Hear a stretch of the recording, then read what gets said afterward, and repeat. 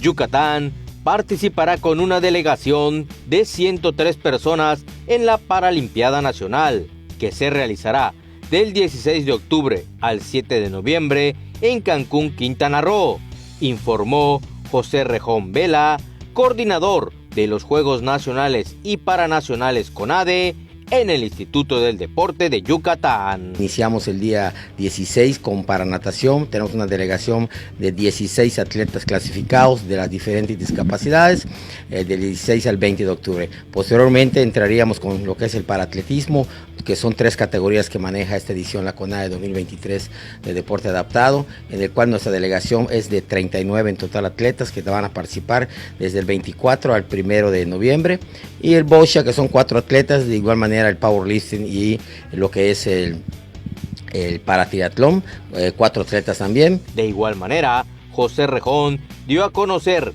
que la delegación yucateca competirá en 5 de 11 deportes que tiene esta justa. Además, aseguró que se tiene muchas posibilidades de igualar o mejorar los resultados de la edición pasada. Nuestros atletas están preparados, independientemente de todo lo que ha sucedido. Nuestros atletas están preparados, esperemos obtener las mismas medallas del año pasado y ojalá lo superemos, ¿no? Acá los técnicos como el área de metodología nos informa que vamos a estar, creo que de la misma manera que el año pasado.